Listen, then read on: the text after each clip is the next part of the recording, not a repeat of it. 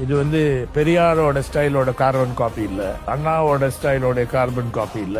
ரொம்ப முக்கியமாக பார்த்தா கலைஞர் லாங்கஸ்ட் சர்விங் லீடர், அவருடைய ஸ்டைல் டோட்டலி டிஃபரெண்ட். இது டோட்டலி டிஃபரெண்ட்.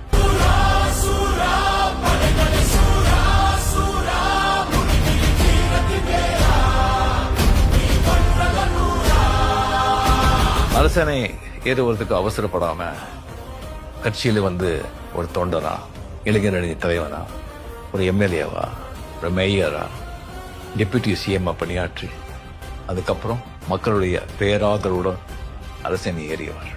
வெறும் அரசியல் நோக்கங்களுக்காக மட்டுமே உறவு என்று இல்லாமல் தேர்தலில் வெற்றி பெற வேண்டும், வாக்கு வங்கிகளை பகிர்ந்து கொள்ள வேண்டும் என்கிற அடிப்படையில் மட்டுமே இந்த உறவை பேணாமல் ஒவ்வொரு தனிநபர் நலன்களிலும் அக்கறை செலுத்தக்கூடிய பொறுப்புணர்வு கொண்ட ஒரு தலைவராக அண்ணன் தளபதி விளங்குகிறார்.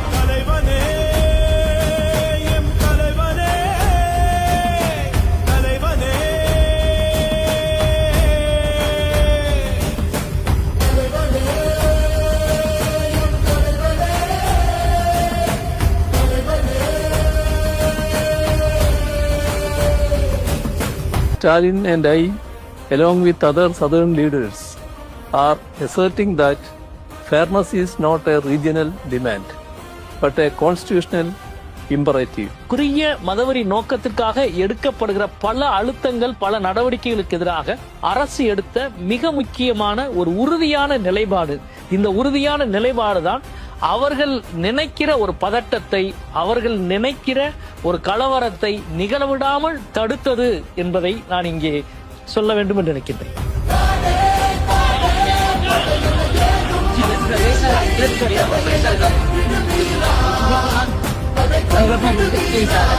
சகோதரர் ஸ்டாலின் உங்களுக்கு அவருக்கு என்ன உறவு, கோத்திர பொருத்தம் என்னன்னு கேட்டீங்கன்னா நான் சொல்றேன். நாங்க ரெண்டு பேரும் டார்வின் கோத்திரஸ்தர். Survival of the fittest. அது எலெக்ஷன் பார்க்கறது இல்ல, வருஷங்களை எண்ணி பாருங்கள். எங்கள் கோத்திரம் அதுதான், டார்வின் கோத்திரம். ரொம்ப கஷ்டம் இதை அழிக்கிறது. வெவ்வேறு கட்சிகள்ல இருந்தாலும் நாங்கள் அந்த கோத்திரம் தான். We will survive and we will continue. அவர்கள் நம்மை சோதிக்கிறார்கள், நாம் வளர்ந்து விடுவோம் என்று. அவர்கள் நம்மை அழுத்துகிறார்கள், நாம் உடைந்து விடுவோம் என்று.